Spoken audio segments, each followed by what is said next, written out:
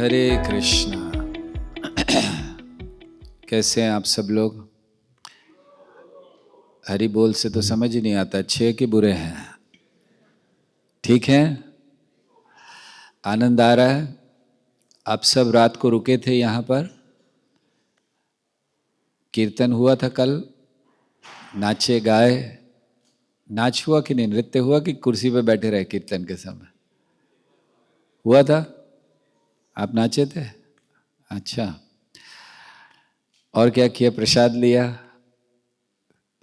आरंभ हो गया, उसके बाद नींद आरंभ हो गई होगी, और अभी भी आ रही है नींद।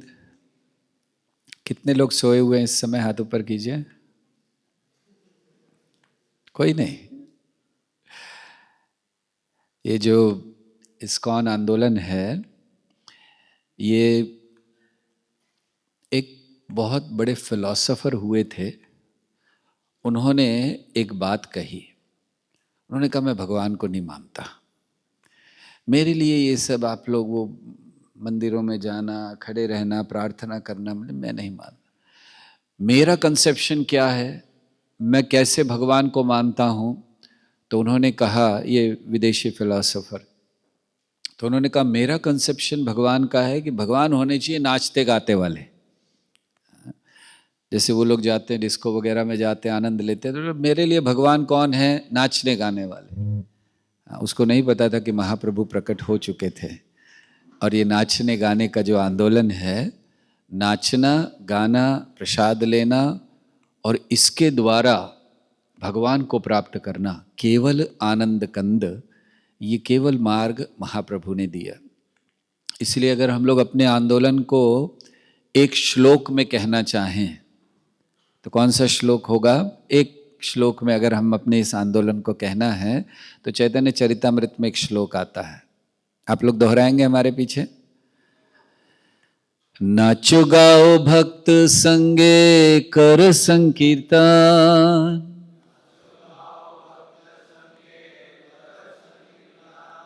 आपको समझ में भी आ रहा है ना? बड़ा हिंदी का ही है।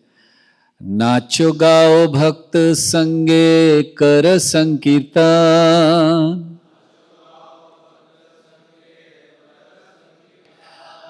कृष्ण नाम उपदेशी तार सर्वजन।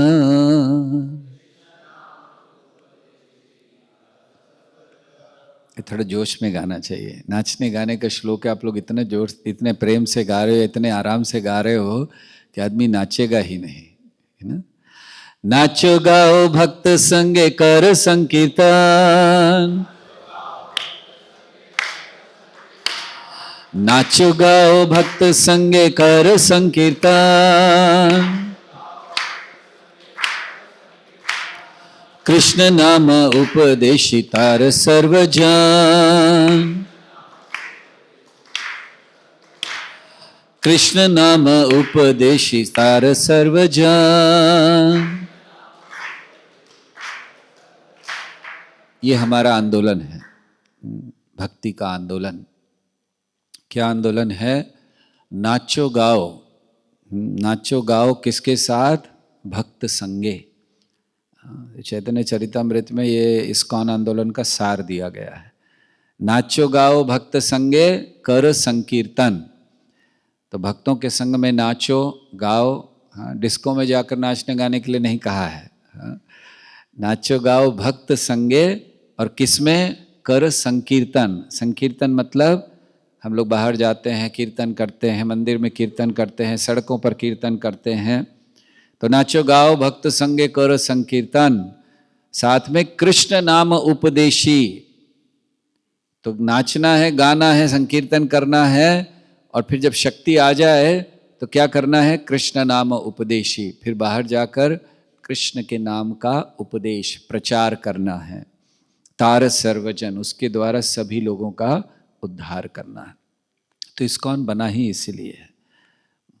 प्रभुपाद से जब एक समय पूछा गया कि इस्कॉन का क्या उद्देश्य है, हम इस्कॉन के भक्त हैं, हमें क्या करना चाहिए, तो प्रभुपाद ने कहा कि आपको खुद का भी जीवन सफल करना चाहिए। अगर इस्कॉन के आप सदस्य बने हैं तो किसी ने पूछा था कि हर इस्कॉन के सदस्य का क्या कर्तव्य है, प्रभुपाद से पूछा। प्रभुपाद ने कहा कृष्ण भावना भावित बनना और अन्यों को मदद करना कृष्ण भावना भावित बनने में, ये हर एक सदस्य का लक्ष्य या कर्तव्य है श्रील प्रभुपाद के अनुसार। क्या कर्तव्य है? 2 कर्तव्य, जोर से कहिए। कोई नहीं कह रहा, क्या हो गया, सो रहे थे सब? पहला कर्तव्य क्या है? कृष्ण भावना भावित बनना। दूसरा, अन्यों को मदद करना कृष्ण भावना भावित होने में।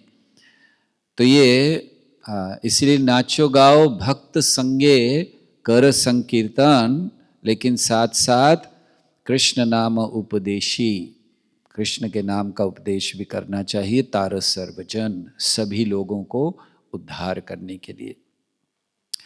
तो 4 सिद्धांत दिए, उसमें बताया गया कि ग्रंथ जो हैं वो आधार हैं, बुक्स आर द बेसिस, और शक्ति क्या है? शुद्धता, purity is the force, utility is the principle and preaching is the essence, प्रचार ही सार है। क्योंकि अगर प्रचार नहीं करते हैं, ऐसे कहा जाता है कि अगर प्राण हैं, प्राणे अर्थे जार से ही हेतु प्रचार, ये जो प्रचार के लिए ही केवल प्राण है। अगर किसी के पास जीवन है तो उसको प्रचार करना चाहिए, नहीं तो फिर कोई लाभ नहीं है।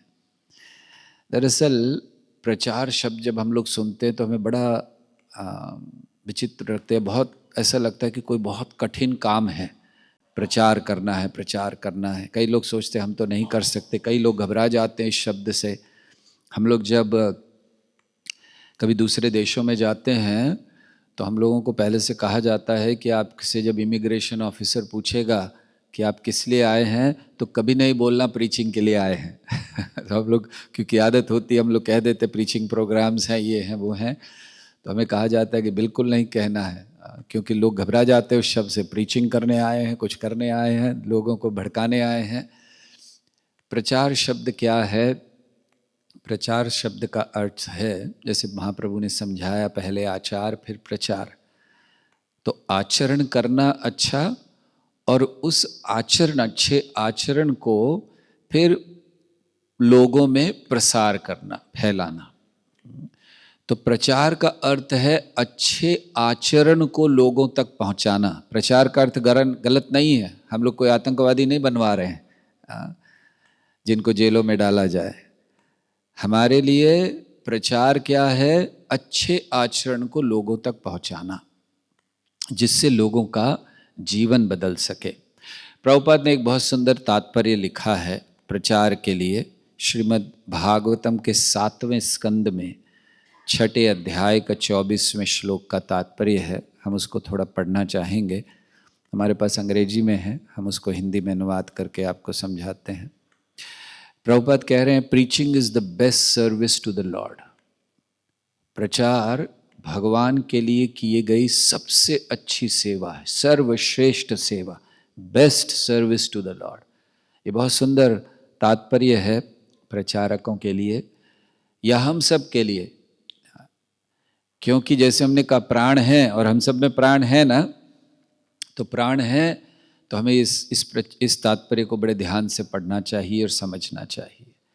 प्रभुपाद कहते हैं कि प्रचार, preaching is the best service to the lord. The lord will immediately be extremely satisfied with one who engages in the service of preaching of Krishna consciousness. भगवान तुरंत उस भक्त से जो कृष्ण भावनामृत के प्रचार में लगा है, एक्सट्रीमली सेटिस्फाइड, बहुत संतुष्ट हो जाते हैं भगवान अगर कोई व्यक्ति प्रचार कर रहा है तो। और प्रभुपाद कहते हैं, कोई कहेगा प्रभुपाद से कि अरे ये तो आप कह रहे हो, हमें कैसे पता चले भगवान संतुष्ट हो रहे हैं? प्रभुपाद कह रहे भगवान ने खुद भगवद गीता में कहा, अतीव में प्रिय। भगवान शब्द इस्तेमाल करते हैं कि इस जगत में भगवान कह रहे हैं ऐसा कोई सेवक नहीं है जो मुझे उससे ज़्यादा प्रिय हो। किससे ज्यादा, और भगवान कह रहे हैं ना कभी होगा, भविष्यवाणी भी कर दी, न भूतो न भविष्यति। किससे ज्यादा? जो प्रचार करते हैं, संदेश को बाहर ले जाते हैं। फिर प्रभुपाद आगे लिखते हैं, if one sincerely tries his best to spread Krishna consciousness by preaching the glories of the Lord and His supremacy, even if he is imperfectly educated, he becomes the dearmost servant of the Supreme Personality of Godhead. तो प्रभुपाद लिखते हैं कि अगर कोई बड़ी प्रामाणिकता से, गंभीरता से कृष्ण भावनामृत का प्रचार करने का प्रयास कर रहा है, हो सकता है कि वो बहुत ज़्यादा शिक्षित ना हो। वैसे इस्कॉन में कम होता है ना ऐसा, इस्कॉन में सारे प्रचार करने वाले आईआईटी से आए हुए हैं, एमटेक किए हुए हैं, ज़्यादातर, अधिकतर। तो कभी कभी हम लोगों को लगता है कि अरे हमें प्रचार ही नहीं करना चाहिए, पहले आईआईटी कर लेना चाहिए, पहले एमटेक हो जाना चाहिए। अभी तो हमने प्रारंभ ही किया है, अभी तो 12th में है, अभी तो फर्स्ट ईयर में है, अभी तो इंजीनियरिंग पूरी नहीं हुई है। नहीं, प्रभुपाद कह रहे हैं कि अगर वो अच्छी तरह से, इवन अगर कोई अनपढ़ भी है मान लीजिए, तो क्या प्रचार नहीं कर सकता? प्रचार करने के लिए भौतिक शिक्षण की कोई आवश्यकता नहीं है। इसको प्रभुपाद यह लिख रहे हैं कि अगर वो ठीक से शिक्षण भी नहीं हुआ है, वो क्या हो जाता है? वो भगवान का अति प्रिय सेवक बन सकता है केवल प्रचार करके। और प्रभुपाद कहते हैं दिस इज भक्ति। देखिए प्रभुपाद ने बहुत स्पष्ट लिखा, ये भक्ति है। हम भक्ति करना चाह रहे हैं और हम प्रचार नहीं करें, हम किसी को जोड़े नहीं, हम चुपचाप बैठ जाएं एक जगह जाकर राधा कुंड में राधे राधे भजन करें, हाँ वो भी अच्छी बात है, कोई बुरी बात नहीं है। लेकिन प्रभुपाद समझा रहे हमारा आंदोलन भक्ति का क्या है? भक्ति मतलब अन्यों को प्रचार। यही तो चैतन्य महाप्रभु ने समझाया, यही शास्त्र समझा रहे हैं। तो ये प्रभुपाद लिखते हैं दिस इज भक्ति। फिर आगे प्रभुपाद लिखते हैं, जैसे जैसे व्यक्ति ये सेवा करता जाता है, as one performs this service for humanity without discrimination between friends and enemies. हम जब मानवता के लिए सेवा करते हैं, जहां भेद नहीं करते, शत्रु कौन है और मित्र कौन है, ये भी परंपरा रही है। महाभारत में वर्णन आता है कि द्रोणाचार्य, इनके जो मित्र थे द्रुपद, ये बहुत नाराज हो गए इनसे। ये कथा आप सब जानते होंगे। द्रुपद महाराज और द्रोणाचार्य मित्र थे, बचपन से गुरुकुल में रहते थे साथ में। तो द्रुपद ने कह दिया, उसको पता था मैं राजा का पुत्र हूं, कि जिस दिन राजा बनूंगा अपना आधा राज्य तुम्हें दे दूंगा। द्रोणाचार्य से कहा, मित्र हो तुम मेरे, इतने प्रिय मित्र हो। तो खैर वो बात भूल गए। द्रोणाचार्य बड़े हो गए, द्रुपद बड़े हो गए, द्रोणाचार्य का विवाह हो गया, द्रुपद राजा बन गए। द्रोणाचार्य बड़े गरीब ब्राह्मण हैं और ब्राह्मणों को श्राप मिला हुआ है गरीब रहने का, है ना। इस समय में किसने दिया था श्राप आपको पता है? नंदी ने दे दिया था श्राप। तो खैर गरीब थे, इतने गरीब कि उनके बच्चे को, अश्वत्थामा को दूध पिलाने तक के लिए उनके पास गाय भी नहीं थी, दूध भी नहीं होता था। कभी कभी जो उनकी माँ थी अश्वत्थामा की, वो चावल का पाउडर बनाकर उसमें पानी डालकर अश्वत्थामा को कह देती थी यही दूध है पी लो, क्योंकि उनके पास था नहीं। तो बहुत दुखी हो गई अपने पुत्र की ऐसी स्थिति देखकर। उसने कहा कि अरे तुम्हारा मित्र तो राजा है द्रुपद, जाओ थोड़ा मांग लाओ, एक गाय तो मांग लाओ।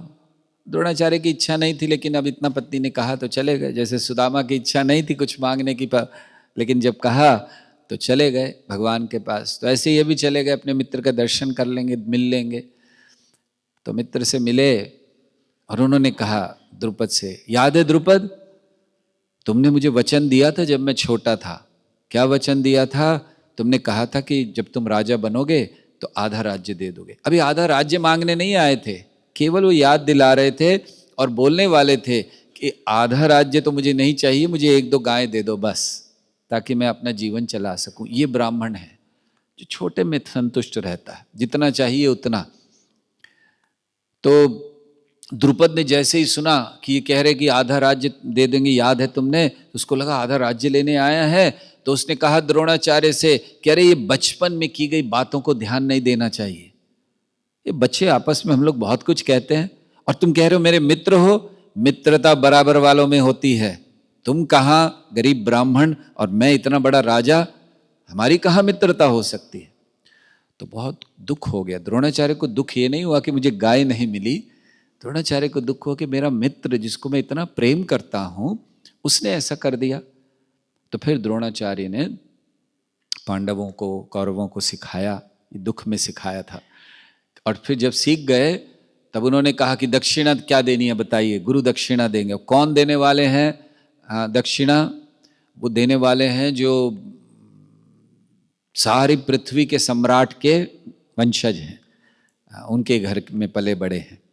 ऐसा होता था पहले के समय में कि जो लोग भी सतयुग में जो उज्जैन में राज्य करते थे वे लोग पूरी पृथ्वी के राजा माने जाते थे।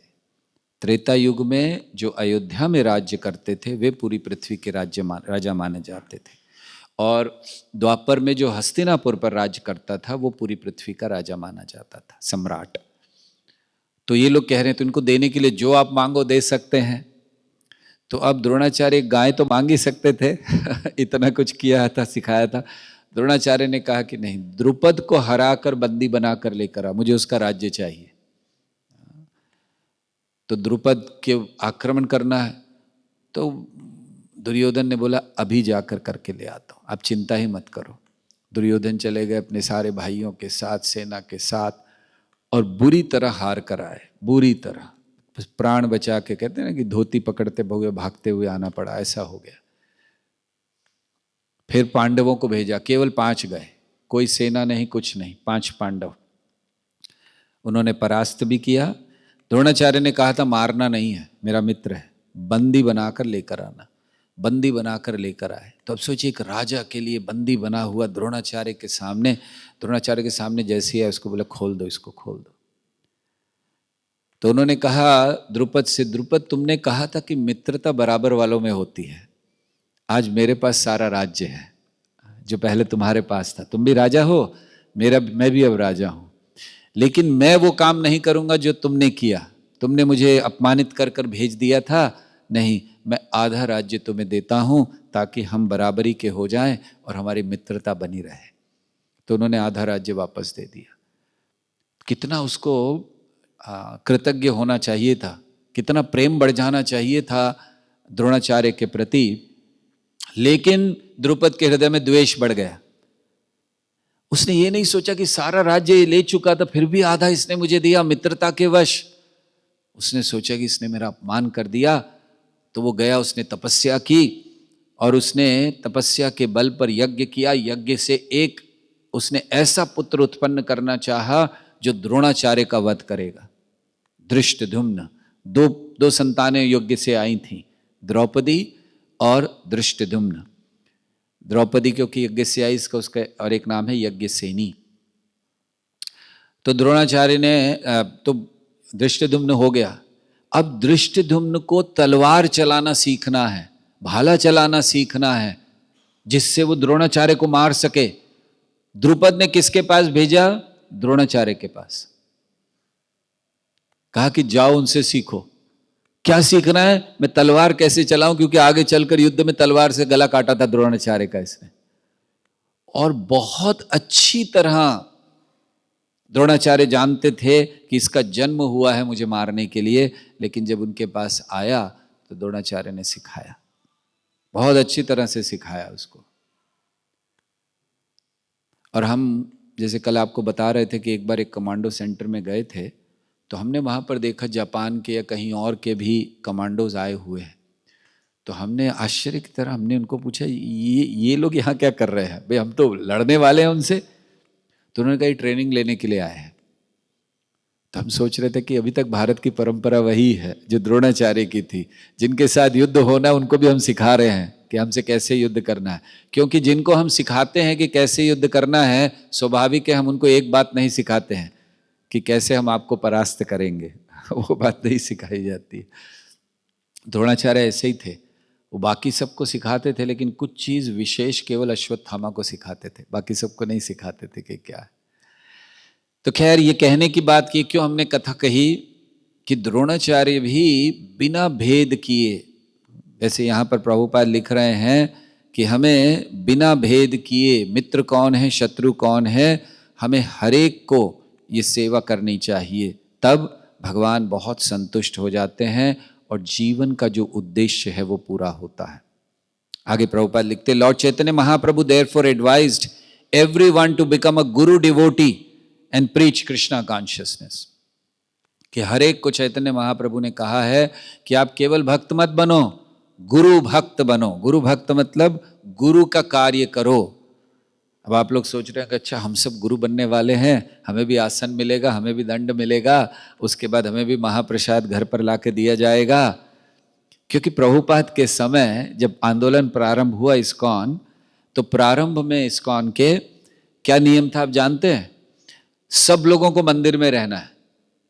ऐसा माना जाता था कि जो मंदिर के बाहर रह रहे हैं वो तो पतित जीवात्माएं हैं, सब मंदिर में रहेंगे। और अगर कोई 6 महीना मंदिर में रह गया तो उसको दीक्षा हो जाती थी।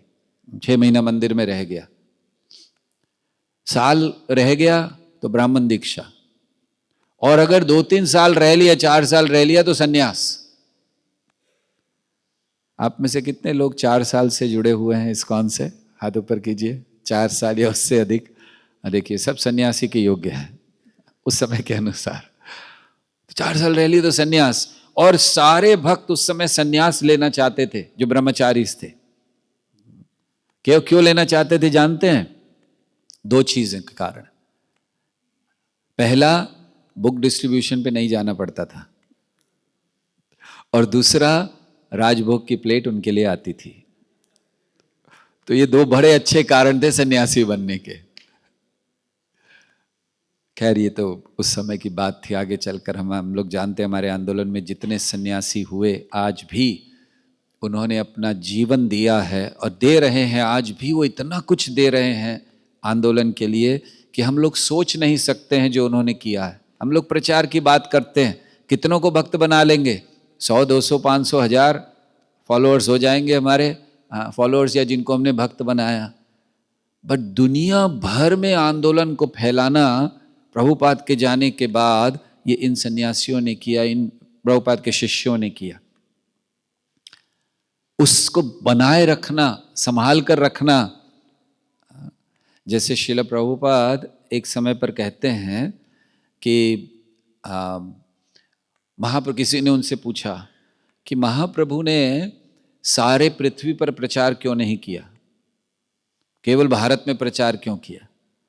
प्रभुपाद ने कहा उन्होंने ये काम हमारे लिए छोड़ दिया। तो ये अहंकार नहीं था। जैसे और एक समय प्रभुपाद ने कहा कि महाप्रभु ने एक जगाई मधाई का उद्धार किया, हमने इतने सारे जगाई मधाई का उद्धार कर दिया। नहीं था। प्रभुपाद हमें एक सूचना दे रहे थे, एक प्रेरणा दे रहे थे। परंपरा क्या है? महाप्रभु ने एक जगाई मधाई का उद्धार किया, प्रभुपाद ने हजारों जगाई मधाई का उद्धार किया, और अब आगे आने वाली पीढ़ी का कर्तव्य है कि लाखों जगाई मधाई का उद्धार करना है। सो ये कार्य, तो जैसे पृथ्वी पर प्रभुपाद ने प्रचार किया, कहां कहां नहीं गए। उस उम्र में, वृद्धावस्था में, प्रभुपाद ने तो पहले ही यहां प्रचार शुरू कर दिया था दिल्ली में। Back to godhead magazine निकालते थे, वृंदावन में रहते थे, वृंदावन से आते थे, फिर जाते थे। उस समय पेपर ऐसे मिलता नहीं था आराम से। प्रभुपाद को बुक प्रिंट करनी है, प्रचार करना, प्रभुपाद जानते थे सबसे अच्छा मार्ग है ये, बुक प्रिंट करना, डिस्ट्रीब्यूट करना। लेकिन करे कैसे? कोई पैसा नहीं है, सन्यासी हैं।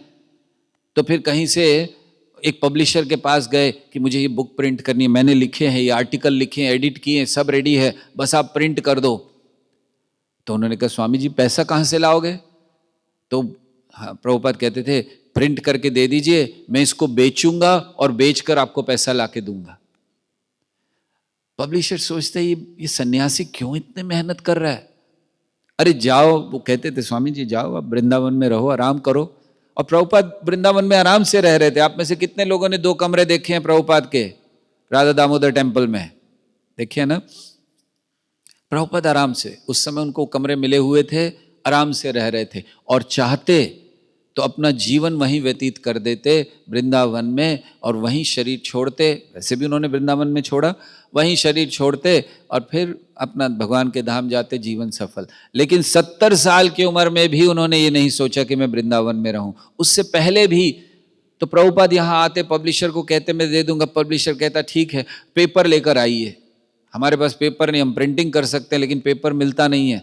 ये वो समय था जब आराम से पेपर नहीं मिलता था, उसके लिए बड़ी परमिशन लेकर बहुत महंगा कहीं से, तो प्रभुपाद कहीं से जाकर पेपर का वो रिम कहते हैं उसको, जो बहुत सारा वो उठाना होता, वो उठाकर कंधे पर लेकर आते थे, पब्लिशर को देते थे कि आप कृपया इसको प्रिंट कर दीजिए, और फिर वो प्रिंट करके, बुक्स प्रिंट करके बैक टू गॉडेड दे देते थे। स्वामी जी इतना इतना पैसा हुआ, बाद में दे देना, हाँ ठीक है।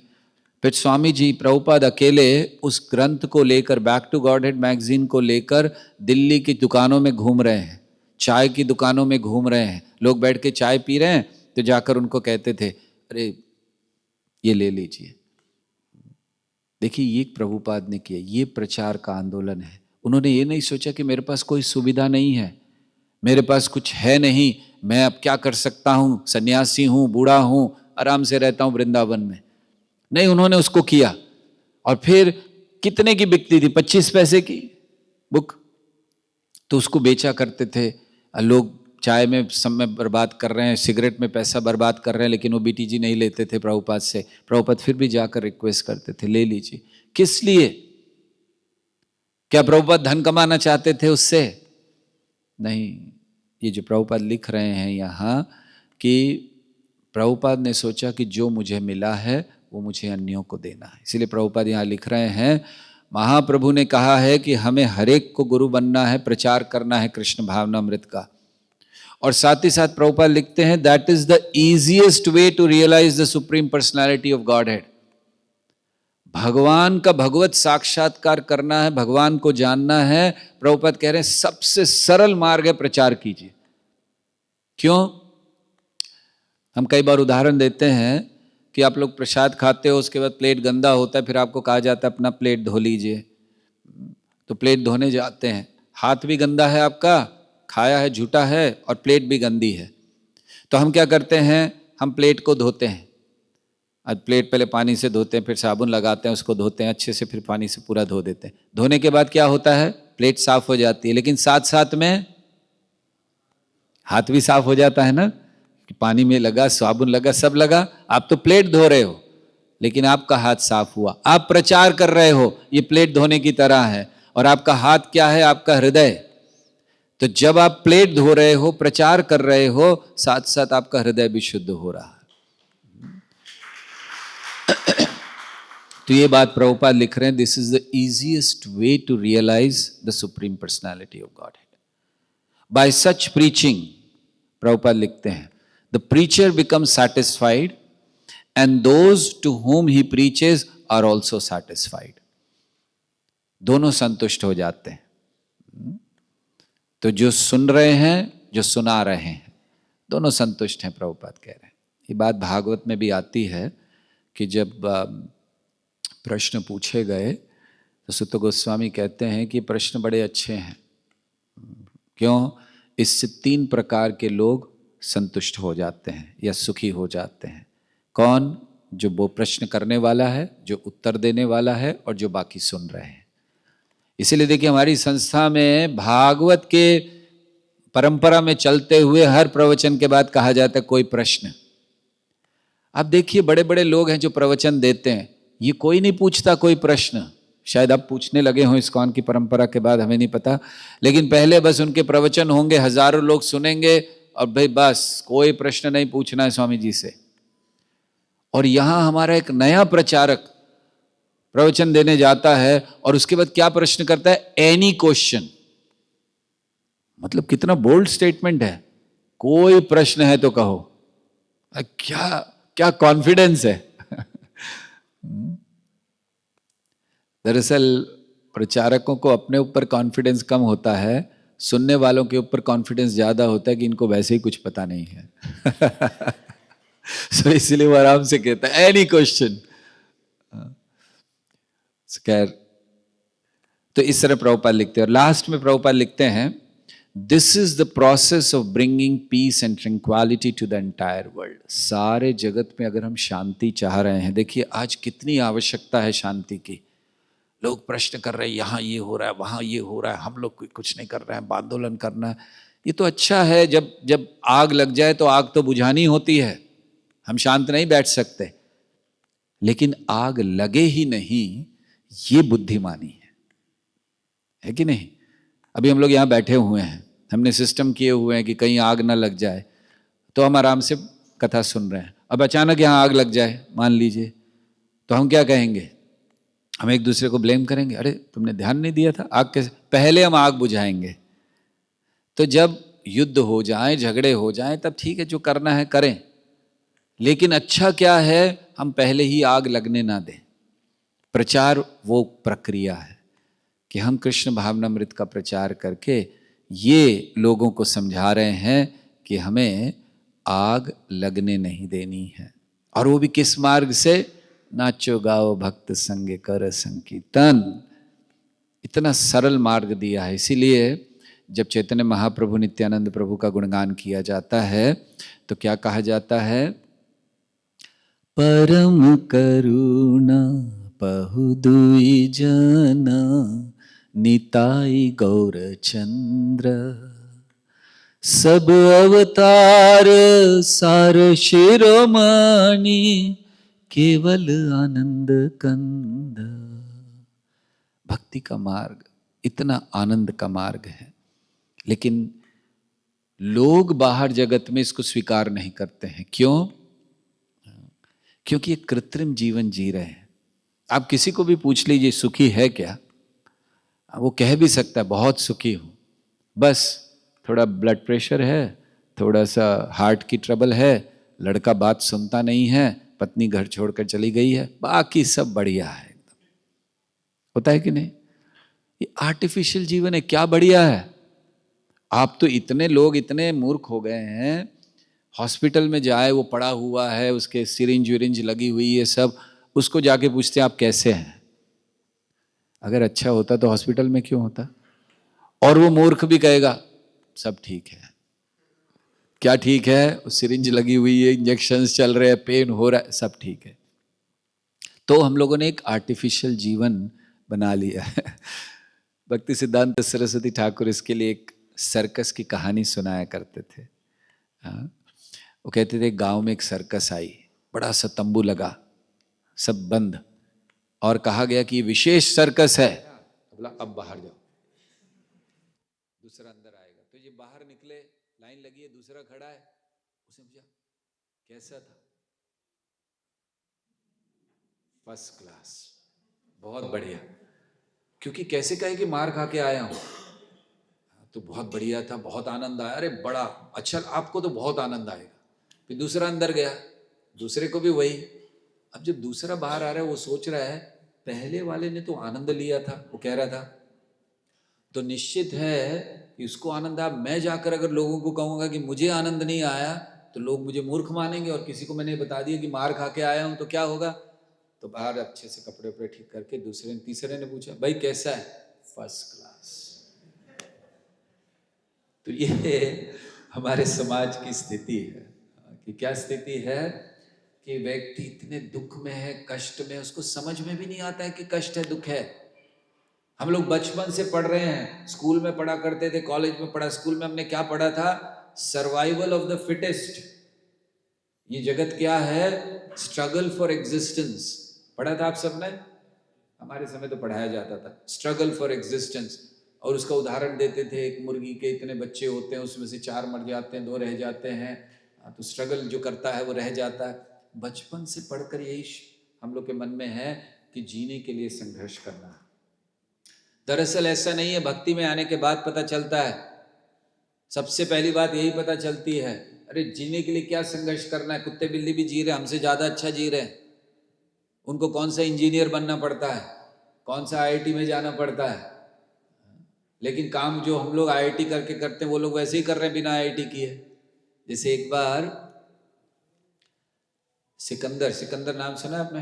अलेक्जेंडर द ग्रेट, तो वो दुनिया को जीतते जीतते जीतते आ रहा था एशिया के पास, एशिया से पहले आया। तो वहाँ पर उसका एक मित्र था, उसका बहुत बड़ा घर था, तो उससे मिलने गया। तो वहाँ पर बैठा था, बातचीत चल रही थी। वो मित्र एक अकेला खुद और उसका एक कुत्ता रहते थे, बस 2 लोग।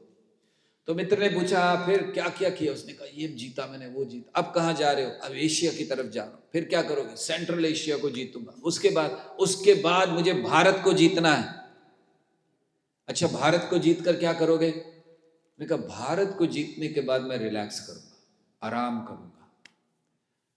तो उसके मित्र ने कहा कि देखो मेरे पास बहुत बड़ा घर है, 2 ही लोग रहते, मैं और मेरा कुत्ता। तुम्हें अगर इतना सारा युद्ध करके इतने सारे लोगों को मार कर रिलैक्स ही करना है तो अभी कर लो ना मेरे साथ, क्या जरूरत है ये सारा जीतने के बाद करने की? तो ये जगत है, लोग इस चीज को समझते नहीं है। इसीलिए हमारा कर्तव्य है कि हम उनको जाकर समझाएं। महाप्रभु ने कहा भारत भूमि ते जन्म है लजार, जन्म सार्थक करी कर परोपकार। जन्म हुआ है हमारा भारत भूमि में, तो हमें कर्तव्य है हमारा। 2 कर्तव्य हैं। क्या कर्तव्य है? जन्म सार्थक करी कर परोपकार। अपना जन्म सार्थक करना है। जन्म सार्थक कैसे होता है? जन्म सार्थक होता है, इसको भगवान भागवत में बताते हैं। भगवान जा रहे हैं बलराम जी के साथ और वृक्ष को देखा, वृक्ष झुक झुक कर प्रणाम कर रहे हैं। तो भगवान कहते हैं एतवा जन्म साफल्यम देहि नामिह देहिषु प्राणेरर्थ धिया वाचा। आगे ओके। सो भगवान कह रहे हैं कि जिसने भी जन्म लिया है, देहि नाम यह देहिषु, किसी भी, इसको रहने दो, अगर चली गई तो फिर यूज कर लेंगे। सो देहि नाम यह देहिषु, जिसने जन्म लिया है उसके लिए क्या जरूरी है? एतबा जन्म साफल्यम, जन्म को सफल करे। कैसे? प्राणेर, अर्थे, धिया, वाचा, ये चारों चीजें सेवा में लगाए अन्यों की। प्राण, अर्थ, अर्थ यानी धन, हम लोग देख ही रहे धन लग रहा है ना। अभी अभी सुन रहे थे आईओएफ में कितना कलेक्शन हुआ 3 महीने में, 45 लाख रुपीस। तो ये सब आप लोग जो कमा रहे होंगे, आप में से कोई है जो बाहर भी कहीं कमा रहे हैं, तो उन्होंने दिया। तो प्राणेर अर्थ धिया, धिया यानी बुद्धि, बुद्धि लगाएं। कैसे बुद्धि लगा सकते हैं? मान लीजिए यहाँ कोई प्रचार कर रहे हैं, उनको मदद कर सकते हैं। आप में से कोई लोग बहुत अच्छा पावर पॉइंट बनाते होंगे। इसको बंद कर दीजिए, लाइट्स बहुत ज़्यादा है। हाँ ठीक है। अंधकार है क्या यहाँ पे? ठीक है ना, कि जरूरत है इसकी? वो तो साइड से जलाओ, एकदम सामने नहीं, एकदम वो पूरा। सो प्राणेर अर्थ धिया, धिया ने बुद्धि कैसे कर सकते हैं? आप में से कोई अच्छा पावर पॉइंट बनाता है, आप में से कोई अच्छा आजकल आर्टिफिशियल इंटेलिजेंस को समझता है, तो उसको आना चाहिए कि कैसे इसको प्रचार में सहयोग कर सकते हैं। तो जो प्रचारक हैं उनको समझाइए कि आर्टिफिशियल इंटेलिजेंस कैसे यूज़ किया जाता है। या फिर पावर पॉइंट हम बना कर देते हैं, या फिर कोई ऑर्गेनाइजिंग करने में अच्छा बुद्धि लगाता है, तो ठीक है प्रोग्राम आप कीजिए, हम लोग उस प्रोग्राम को मैनेज करेंगे। बहुत सारी चीज़ें कर सकते हैं। तो प्राणेर अर्थ धिया वाचा, और वाचा को तो आप उपयोग कर ही सकते हो। जिसको मिलो जारे देख तारे कह कृष्ण उपदेश, तो वाचा का हमें उपयोग करना चाहिए। सो ये जान लीजिए कि जब हम प्रचार करते हैं, कभी कभी ये मन में आता है कि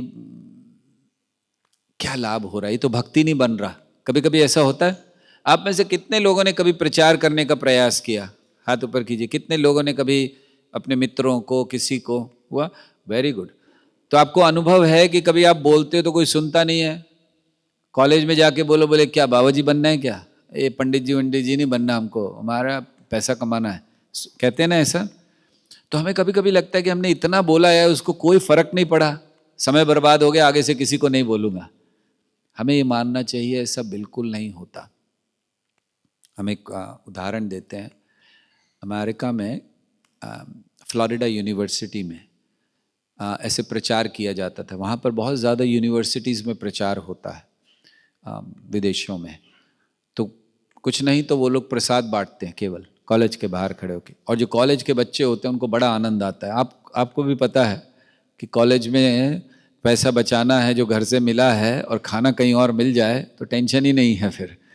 तो वो लोग रोज बांटते हैं यूनिवर्सिटी में, और बच्चे बड़े लाइन लगा कर लेते थे। तो उनमें से एक ब्रिलियंट लड़का था, लेकिन उसके पास भी ऐसा ही था बचाने के, तो रोज खाया करता था, फिर कभी कभी भक्तों के साथ कीर्तन कर लेता था, ऐसे ही थोड़ा बहुत, बहुत ज़्यादा कोई रुचि नहीं, ऐसा नहीं कि बहुत अच्छा प्रचार और समथिंग। फिर आगे चलकर वो एक बैंक का मैनेजर बना, बहुत अच्छे बड़े बैंक का, और उसके बाद अगर कोई भी डिवोटी उसके पास आता था लोन सैंक्शन करने की, आंख बंद करके लोन सैंक्शन करता था वो डिवोटीज का। ये डिवोटी है, उसको बस पता चल जाए कि इस्कॉन से कनेक्टेड है, वो हर एक तुरंत सैंक्शन कर देता था, क्योंकि उसने देखा था। देखिए बहुत प्रभाव होता है जरा जरा सी चीज का, खास करके हम लोग के प्रसाद डिस्ट्रीब्यूशन, ये भी प्रचार है। हम अफ्रीका में थे तो वहाँ एक घर में वो बता रहे थे, अफ्रीका में बहुत डर कर रहते हैं लोग, वहाँ वायलेंस बहुत होता है कई देशों में, कई जगह पे नहीं है लेकिन कईयों में होता है, और चोरियां बहुत हैं। आप जानते हैं अफ्रीका में चोरियों को ज्यादा बुरा नहीं माना जाता। हाँ, अगर वो चोरी कर लेता है और उसको आप पुलिस कंप्लेन करो तो पुलिस कुछ ज़्यादा नहीं करती कि क्या है, गरीब है ले लिया, ठीक है, ऐसे मानते हैं। तो वहाँ चोरियाँ होती। तो एक बार एक घर में अचानक चोर घुसा है, 4-5 चोर, और वहाँ के लोग बड़े हट्टे कट्टे होते हैं, वहाँ कोई विरोध नहीं कर सकते, उनके पास गन होती, चाकू होता है। तो अगर ऐसा हो जाए तो बस चुपचाप देना होता है, अगर कुछ भी आपने कहा तो गोली मार देंगे वो लोग। तो वो लोग आ गए और उन्होंने सब, अब ये लोग रात का समय सो रहे थे, इनको बोला हिलना नहीं, उधर ही रहो, और सब चुराने लगे, चोरी कर रहे हैं, कबर्ड खोल रहे हैं, ये खोल रहे हैं। अब ये लोग कुछ नहीं कर सकते, चुपचाप ऐसे क्या करें। और फिर जब ऐसे हो रहा था तो जो चोरों का लीडर था, उनमें से, चोरों में भी लीडर होते हैं पता है ना आप लोगों का, उनका होता है ऐसे ऐसे करना, ऐसे करना, हाँ सब सुनेंगे। तो उनका जो लीडर था उसने सबको कहा एक मिनट रुक जाओ रुक जाओ, सब लोग रुक जाओ। तो सब रुक गए, क्या हो गया, अभी ऐसा होता नहीं ना कि चोरी करने आए जल्दी करके भागना है, थोड़ी ना आराम से खा पी के जाएंगे। तो उसने कहा क्या हुआ, तो उसने देखा कि वहां पर 2 जपमालाएं पड़ी हुई थी, क्योंकि भक्त हैं वो सो रहे थे, यहीं पर साइड में रखे थी जपमाला, तो जपमाला रखी हुई थी। तो उसने उनको पूछा आर यू हरे कृष्ण, आप लोग हरे कृष्ण वाले हो। तो अब भक्तों को तो ये मिल जाए चांस, तो वो तो एकदम अरे यस यस, भले 16 ना करता, बोले 32 माला करता हूं मैं, जो भी है पता नहीं। तो yes yes yes yes we are Hare Krishna, और you are the one who distribute food and all, बाहर आप लोग ही बाहर बांटते हो, भले वो कभी लाइफ में ना गया हो, लेकिन हाँ हाँ हम लोग ही करते, हम लोग ही करते। तो उसने कहा सबको सारा सामान रख दो, हम लोग यहाँ चोरी नहीं करेंगे। तो सब लोग क्या हो गया, व्हाट हैपेंड। उसने कहा दे फीड अस, उन्होंने हमें खिलाया है, हम अभी यहाँ पर चोरी नहीं करेंगे। सो सोचो कि केवल किसी ने कभी फीडिंग किया होगा उनको, और उसके लिए इनको पूरा घर को ऐसे ही छोड़कर चले गए। उन्होंने बिल्कुल नहीं किया, केवल वो जपमाला देख ली। क्या प्रभाव है। हम तो सोचते हैं कि हरि नाम का प्रभाव है, हरि नाम में, जिस माला में हरि नाम करते हैं, जिस थैली में वो रहती है, उस थैली का इतना प्रभाव है कि उसको देखकर व्यक्ति ने सारा गलत काम करना छोड़ दिया। तो ये जानकर कौन ऐसा होगा जो प्रचार नहीं करेगा, बताइए। तो इसलिए ये नहीं सोचना चाहिए कि कोई प्रसाद, कोई फायदा नहीं हो रहा है। हमें नहीं पता कि कहाँ कब किस तरह से प्रसाद देने से या कहीं से हम प्रचार करते। जैसे हमें ध्यान है कि हम 2000 में 2001 में बेलगाम में कॉलेज में प्रचार किया करते थे। वो मेडिकल कॉलेज था और एक नर्सिंग कॉलेज था। तो नर्सिंग कॉलेज में हम प्रचार करते थे। तो एक लड़का था, वो बहुत मदद करता था प्रचार हम लोग को, सारा प्रोग्राम बस हमें उसको बोलना होता था, है ना, थोड़ा सा एक कहाँ सब हो जाएगा सर, आप चिंता मत करो, सब वो पूरा अरेंज करेगा, सबको बुलाएगा, सब करेगा। थोड़ा लीडर टाइप आदमी था, लेकिन खुद कभी जप नहीं करता था। तो हम उसको बहुत बोलते थे, क्योंकि इतना अच्छा मदद करता था। हम बोलते थे थोड़ा जप कर लिया करो। हाँ हाँ करूँगा करूँगा, कभी कभी 1 माला 2 माला कर लिया, लेकिन फिर नहीं करेगा। तो हमें लगता था कि हम इसके ऊपर समय बर्बाद कर रहे हैं, इतना कह रहे हैं, कम से कम 2 माला 4 माला डेली तो शुरू कर दे, लेकिन नहीं करेगा, लेकिन मदद बहुत करता था। खैर उसके बाद फिर वो अपना हो पढ़ाई वढ़ाई हो गई उसकी, चला गया, फिर ध्यान भी नहीं रहा हमें। फिर हम भी काफ़ी समय हो गया, बेलगाम भी छोड़ दिया। तो अभी हम करीब 2022 में, 20-22 साल बाद, 20 साल हो गए होंगे, तो 2020 में या 22 में हम ऋषिकेश गए थे। तो ऋषिकेश में हम लोग थे, वहाँ पर प्रोग्राम चल रहे थे। तो वहाँ के जो इंचार्ज थे उन्होंने कहा, वो एक दिन हम अपने रूम में थे, होटल में जिसमें रुके थे वहाँ पर, तो उन्होंने आके खटखटाया, हमने रूम खोला, हमने कहा क्या बात है? तो बोले कोई आपसे मिलने आया। तो हमने देखा तो एक हस्बैंड वाइफ आए थे मिलने। तो हमने कहा हरे कृष्णा। उसने कहा पहचाना प्रभु जी आपने?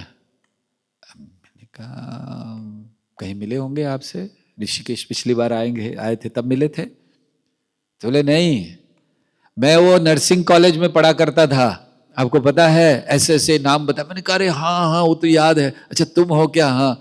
अब इस समय वो ऋषिकेश मंदिर में बहुत अच्छी तरह सेवा कर रहा है, दोनों हस्बैंड वाइफ 16 माला जप करते हैं, इनिशिएशन शायद हो गया है उनका, और बहुत अच्छी तरह से अच्छी पोजीशन पर है, और ऋषिकेश मंदिर को बहुत अच्छा डोनेशन भी दे रहा है वो इस समय।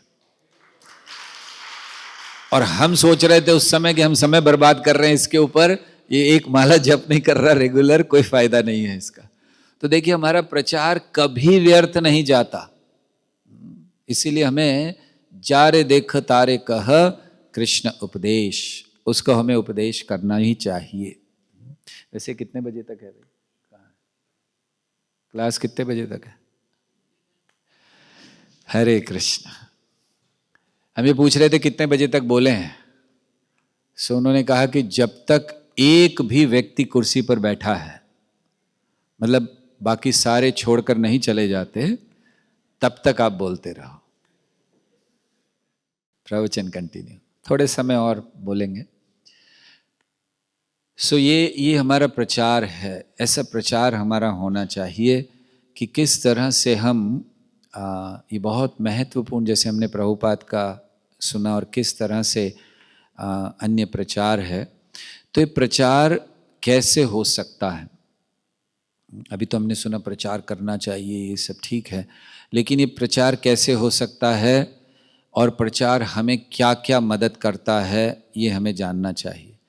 सो प्रचार सबसे पहले हमें अपने आचरण से हम बहुत अच्छा प्रचार करते हैं। मान लीजिए हम आपको कह रहे हैं शराब नहीं पीनी चाहिए, बहुत बुरी चीज़ है शराब पीना, बिल्कुल नहीं पीना चाहिए, और उसके बुरे प्रभाव भी हम बता रहे हैं। वैसे कभी कभी लोग बुरे प्रभाव सोच देखकर भी कुछ उल्टा ही सोचते हैं। एक बार ऐसे ही विद्यार्थियों के सामने एक एक्सपेरिमेंट किया गया, तो उन्होंने ग्लास में शराब रखी और उसमें कीड़ा डाला, जैसे ही डाला वो मर गया। तो उन्होंने कहा क्या समझा आप लोगों ने? वो सोच रहे थे कि लोग कहेंगे कि बिल्कुल शराब स्पर्श टच नहीं करनी चाहिए, जहर है ये, तो ऐसे कीड़ा मर गया, मतलब कितना खतरनाक चीज़ हम पीते हैं। लेकिन विद्यार्थी ने एक ने हाथ उठाया, सर। बोले क्या हुआ? बोले मुझे बहुत एकदम समझ में आ गया जो आप समझाना चाह रहे हैं। क्या? शराब पीने से पेट के कीड़े मर जाते हैं।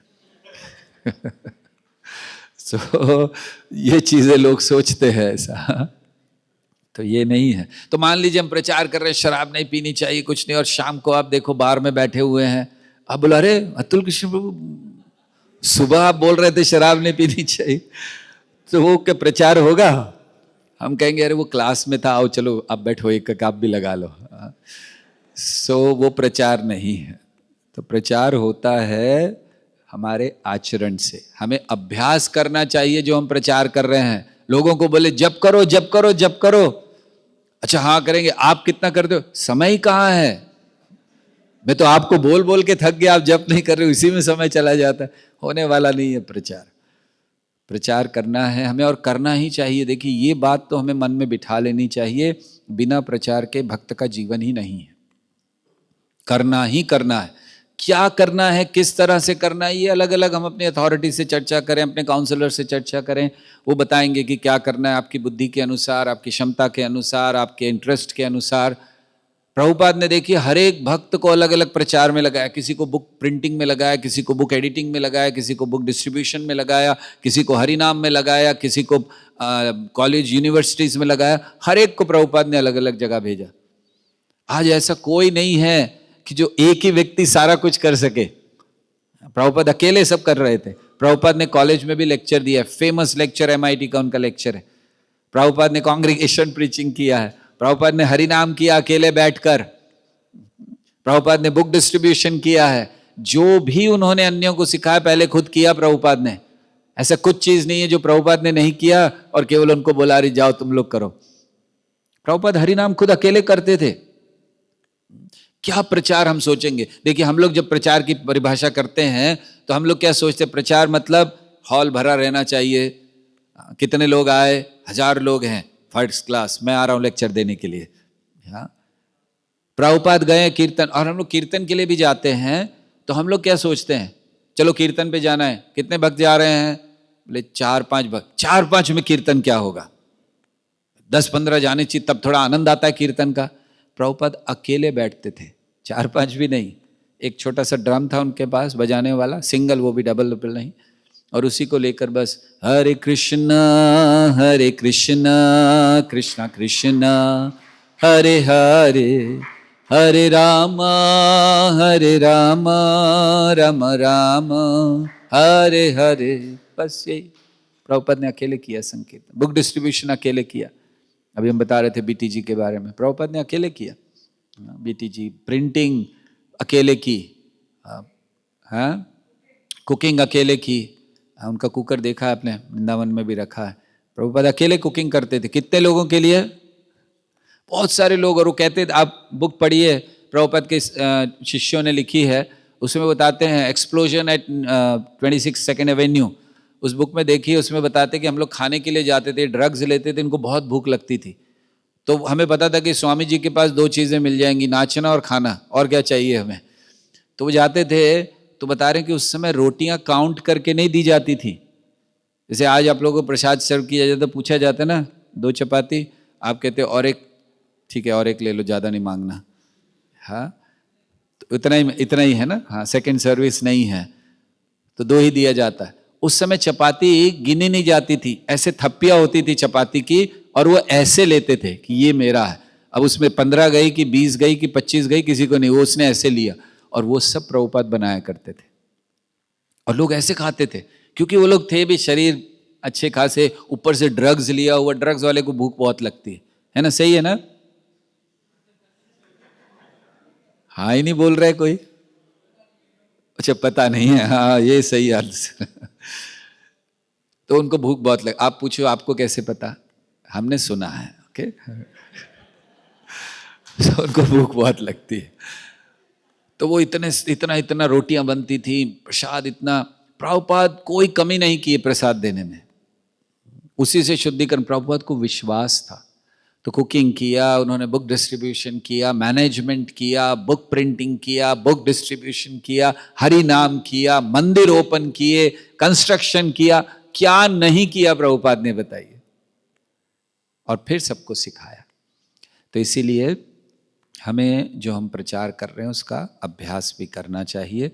साथ ही साथ हमारा चरित्र बहुत महत्वपूर्ण है। प्रचार केवल शब्दों से नहीं होता है कि हम यहाँ पर आकर आपको बहुत अच्छा कुछ बता दें, और चरित्र की बात करें तो फिर कहे कि वो सब आपका कुछ लेना देना नहीं है, आप वो मत देखो हम क्या कर रहे हैं, हम जो कह रहे हैं वो करो। नहीं, ऐसा नहीं है, चरित्र भी बहुत ज़रूरी है, तो ये भी बहुत आवश्यक है। तो इसलिए प्रचार में 3 चीज़ें बहुत महत्वपूर्ण हैं, सिंसियरिटी, कमिटमेंट और डेडिकेशन। सो ये हमारे अंदर होना चाहिए, बहुत प्रामाणिकता, गंभीरता होनी चाहिए कि हम प्रयास कर रहे हैं, रिजल्ट आए या ना आए। सिंसियरिटी किसे कहते हैं कि हमें रिजल्ट के लिए चिंता नहीं करनी है, और कमिटमेंट किसे कहते हैं कि अगर हमारे जीवन में कोई बाधाएं भी आ रही हैं तो हम रुकते नहीं हैं। जैसे प्रचार के लिए जाते हैं, कभी कभी बहुत कम लोग आते हैं। हम बेलगाम में थे तो हम लोग रथ यात्रा करते थे, तो हमारी रथ यात्रा में आया करते थे 50,000 लोग, 60,000 लोग, 1,00,000 लोग, आज भी आते हैं वहाँ पर। और ऐसी रथ यात्रा करके एक बार हम विदेश जा रहे थे, तो विदेश में उन्होंने कहा प्रभु जी आप रथ यात्रा में आइए। हमारे बहुत लोग आते हैं रथ यात्रा में।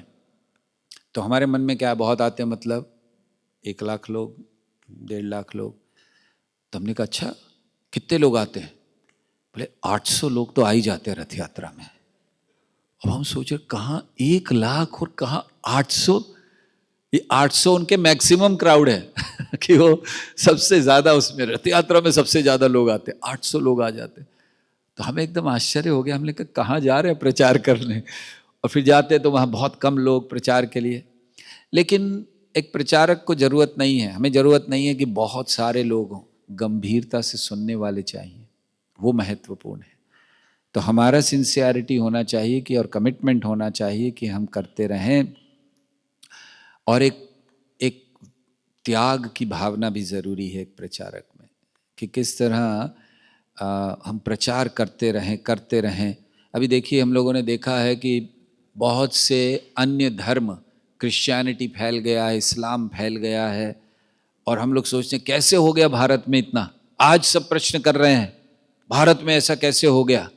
ये भारत में हुआ उनके जो मिशनरी वर्कर्स थे उनकी डेडिकेशन के कारण। वे लोग आज भी, आप देखिए क्रिश्चियनिटी में कैसे फैली है क्रिश्चियनिटी।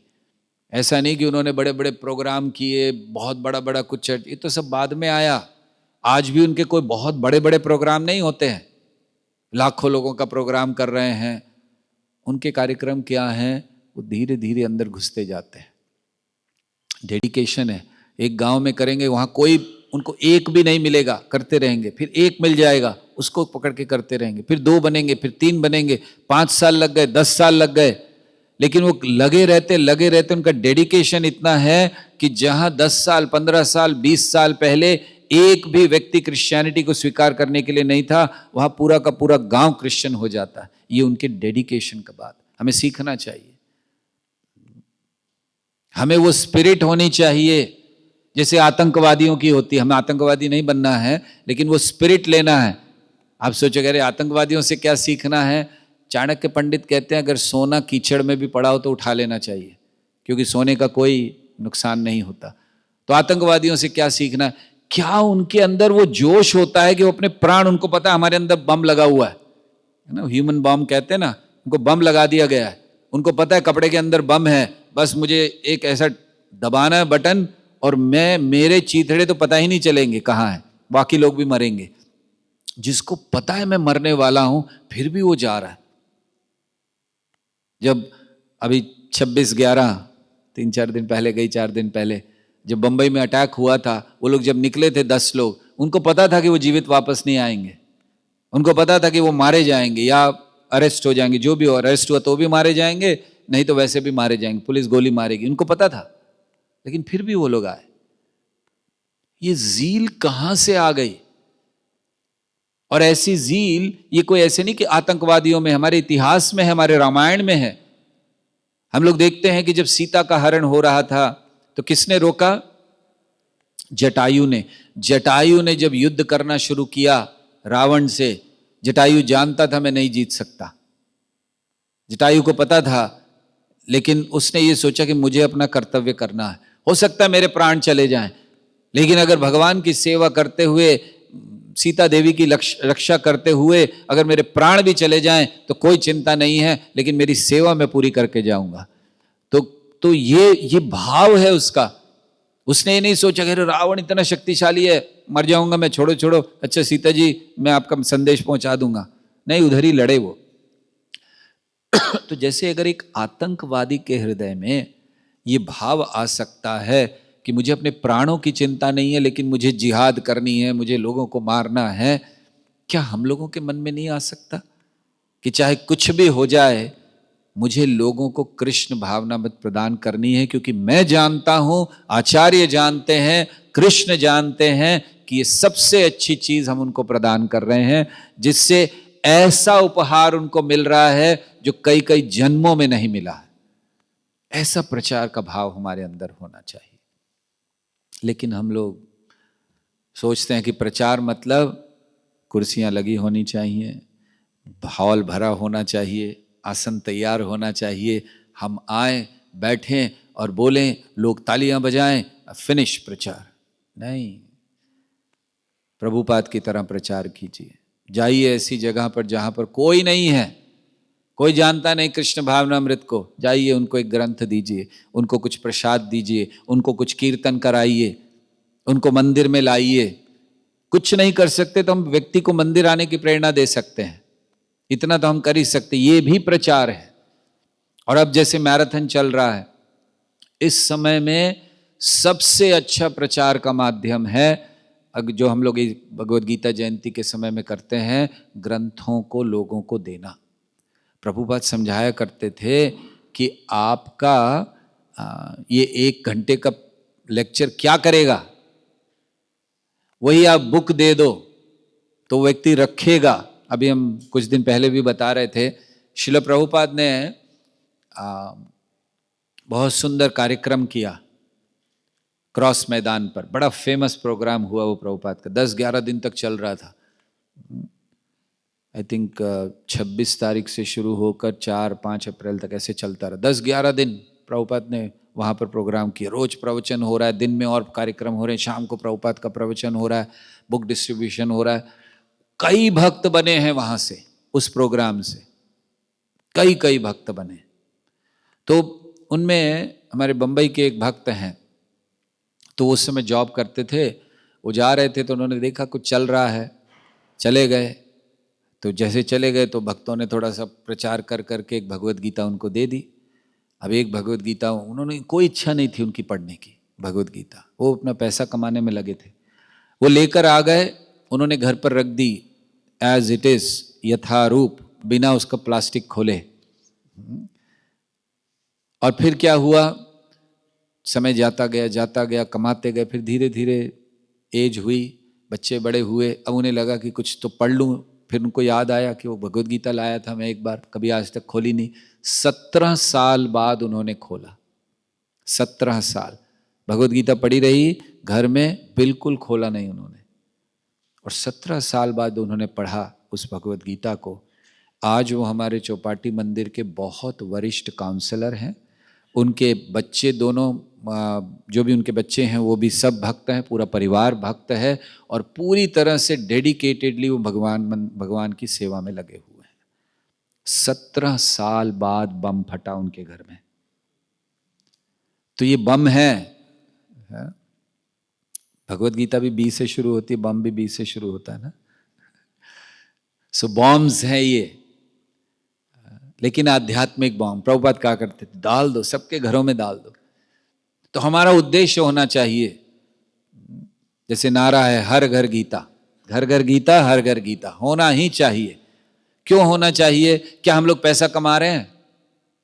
कभी कभी लोग ये सोचते हैं कि ये लोग, कभी कभी पूछते हैं भक्तों से, हमारे ब्रह्मचारी जाते हैं उनसे पूछते हैं आपको कितना कमीशन मिलता है इसमें, या अन्यों से पूछते हैं, तो अन्य लोग बोलते कमीशन, हम तो अपना खुद खर्चा करके यहाँ पर आ रहे हैं, पेट्रोल का पैसा हमने दिया है, कमीशन तो भूल जाओ। तो कभी कभी लोगों को लगता है बहुत पैसा कमाते हैं लोग बुक डिस्ट्रीब्यूशन करके, प्रचार कर रहे हैं, बहुत पैसा कमा रहे हैं। वो फेमस चीज़ है, एक बार गौरांग प्रभु से किसी ने ट्रेन में पूछा, गौरांग प्रभु लोकल ट्रेन में बम्बई में बुक डिस्ट्रीब्यूशन कर रहे थे, तो उनसे पूछा किसी ने कि अरे आप लोग गीता का पैसा लेते हो, भगवान ने तो फ्री कही थी अर्जुन को, अब गीता का पैसा लेते हो, कितना गलत काम कर रहे हो। तो गौरांग प्रभु ने कहा नहीं, गीता तो हम लोग फ्री दे रहे हैं, कोई पैसा नहीं ले रहे। अरे अभी आपने कहा 100 रुपया है और अभी आप कह रहे हो फ्री दे, नहीं गीता फ्री दे रहे हैं, भगवान ने कुरुक्षेत्र में फ्री बोली थी, वहां से यहां तक का ट्रांसपोर्टेशन चार्ज ले रहे हैं केवल हम लोग उसको। तो लोग सोचते हैं पैसा कमा रहे हैं, तो हमें कोई ज़रूरत नहीं है। देखिए अगर हम ग्रंथों से, आप में से जो लोग जानते हैं, ऐसा नहीं कि हमें बहुत, और मैराथन में तो और हम उसको कम कर देते हैं, उद्देश्य है। तो लोग सोचते हैं आप इतना महंगा क्यों बेचते हो, वहाँ अन्य वो संस्था की तो बहुत सस्ती मिलती है, आप इतना महंगा क्यों बेचते हो।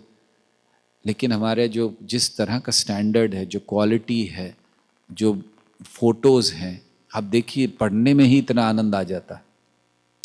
आज कई सालों से इंटरनेट के कारण लोग सारा कुछ नेट पर पढ़ रहे हैं या ऑनलाइन पढ़ना चाहते हैं, लेकिन उसके बावजूद हर वर्ष भगवत गीता का जो वितरण है वो बढ़ता ही जा रहा है, कभी कम नहीं हो रहा।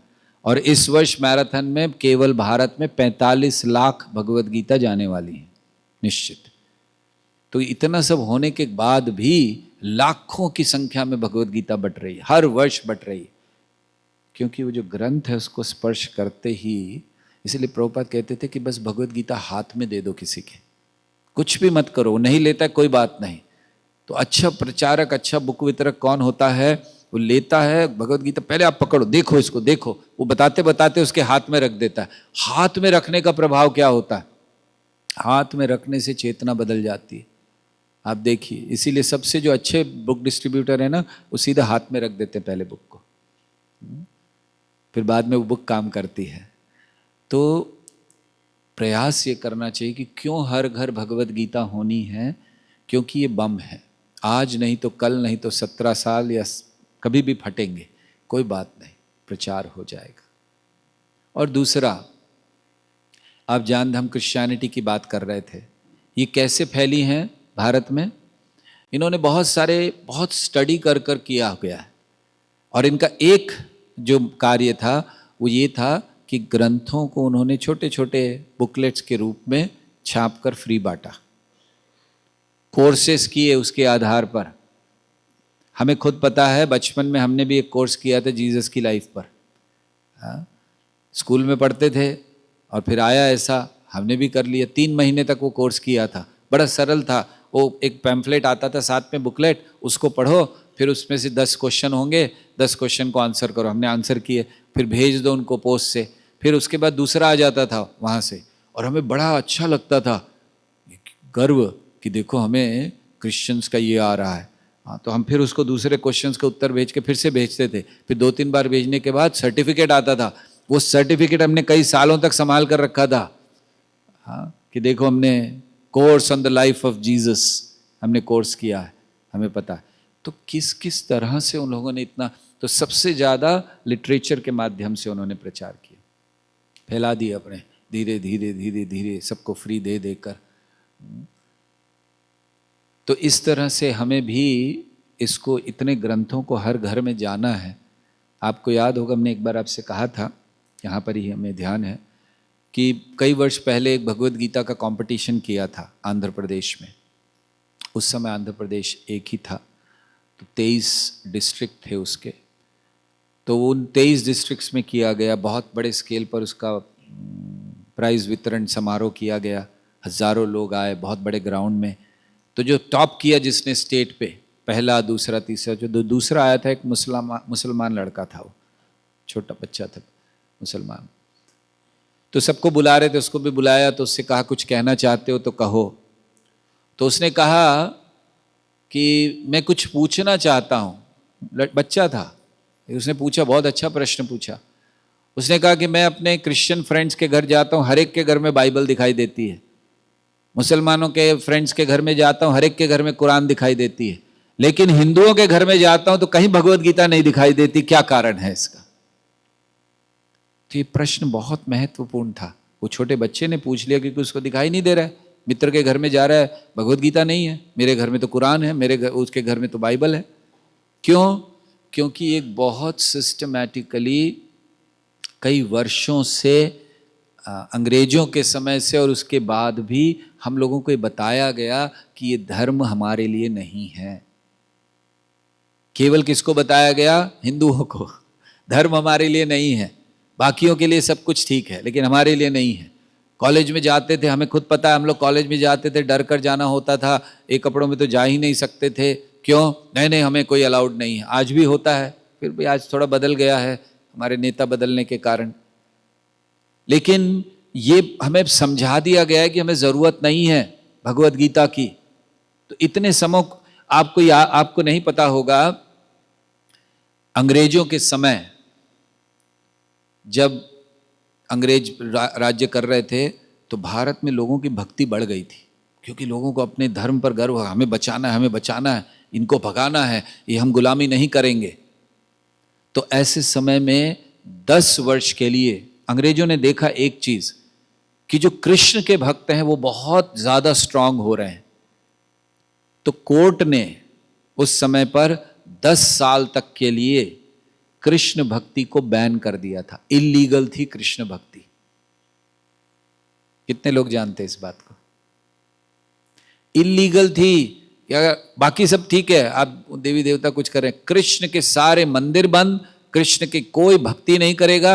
अगर कृष्ण नाम लेते हुए देखा गया तो सीधा जेल में। ये 10 साल तक चला, उसके बाद बैन हटा। और वो 10 साल में लोगों की मानसिकता बदल गई, डर लगा, कृष्ण भक्ति नहीं। क्यों केवल कृष्ण भक्ति को बैन किया गया? क्योंकि वो देख रहे थे कि ये सही भक्ति है, ये लोग आगे बढ़ रहे हैं और ये हमें बाहर खदेड़ देंगे केवल इस प्रचार के माध्यम से। तो उसके बाद क्या हो गया? उसके बाद किसी के घर में भगवत गीता नहीं, फिर हमारा देश आजाद हुआ, उसके बाद भी वही चला। हम लोग खुद, हमें पता है, बचपन में हम ये सोचते थे ये सब जरूरत नहीं है, ये बेकार की चीजें हैं, अरे हमें पढ़ाई करनी है, न्यूटन हमारा भगवान है। या न्यूटन और कौन है? ना ना, एक अच्छा नाम बताओ। Darwin, very nice. डार्विन हमारा भगवान है, क्योंकि उसने हमें समझाया है कि हमारे पिता के पिता के पिता के पिता बंदर थे, है ना? तो हम लोगों को, हमें भी यही था, कुछ करके दिखाना है। और हम मानते थे कि हमारे पूर्वज बंदर थे, क्योंकि सिखाया यही गया था। हाँ, घुसा दिया था एकदम, ड्रिल करके एकदम। हाँ? और अब भी नहीं निकल रहा है लोगों के मन से वो। डार्विन जाता नहीं है। आज भी डार्विन के डाई हार्ड भक्त हैं कॉलेजेस में। हम एक बार एक कॉलेज में गए थे, एक मेडिकल कॉलेज था, हमने लेक्चर दिया, हमने डार्विन, हमने तो अब तो हम डार्विन की बड़ी प्रशंसा करते हैं, मतलब दूसरी तरीके से। तो हमने बड़ी प्रशंसा कर दी कि ये जो सारी थियरी दी गई है बोगस है, डार्विन कैसे पता। तो वो एक भक्त था, उसको बहुत बुरा लग गया, मतलब डार्विन का भक्त था, इस्कॉन वाला नहीं, डार्विन का भक्त था, उसको बड़ा बुरा लगा। उसने बहुत आर्ग्यू किया। उसने कहा सर आप कैसे कह सकते हो कि डार्विन रॉन्ग है? हमने कहा आप कैसे कह सकते हो कि डार्विन सही है? क्या कहा डार्विन ने? उसने कहा कि बंदरों से मनुष्य बने। हमने कहा आज क्यों नहीं बन रहे हैं? बोले नहीं, उसको हजारों साल लगते हैं। तो मैं हजारों साल तक डार्विन देख रहा था क्या? डार्विन को कैसे पता? जब हजारों साल लगने मतलब किसी ने नहीं देखा, तो बस लिख दिया। लेकिन वो मानने तैयार नहीं। तो डार्विन ने, देखिए आप लोग किसी के घर में जाते हो ना, तो आपको चित्र दिखते हैं ना, कि एक वो दिखाते हैं, ये देखिए मेरे पिताजी थे, हाँ उन्होंने इतना इतना पैसा कमाया। फिर दूसरा, ये मेरे दादाजी, वो खड़े होंगे एक बंदूक लेके, नीचे शेर की फोटो, शेर फोटो नहीं मतलब शेर होगा, असली नहीं लेकिन फोटो के लिए। तो ये मेरे दादाजी अकेले शिकार किया करते थे। ऐसे चलते जाएंगे, फिर दिखाएंगे, अंत में आप देखोगे एक बहुत अच्छा फ्रेम होगा जिसमें बंदर की फोटो होगी।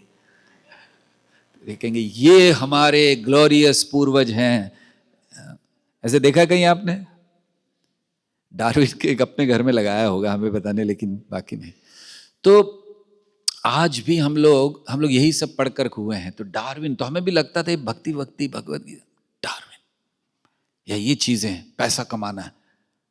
हाँ, लेकिन हमने देखा अब जब भक्ति में आए तब हमें पता चला कि कितनी मूर्खता है। शास्त्र कहता है कि जो मिलना है वो वैसे भी मिलेगा, कोई ले जा नहीं सकता। जैसे वो एक दो फ्रेंड्स की कहानी है, थोड़ा सा और ले लेते हैं समय, बैठ सकते हैं ना आप लोग? कष्ट तो नहीं हो रहा कि थोड़ा उठ के कुछ थोड़ा हा हु एक्सरसाइज कुछ कर लें फिर बैठें 5 मिनट बाद?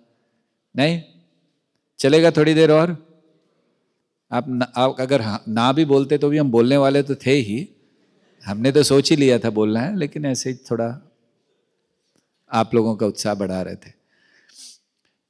सो जो होना है वो होगा ही।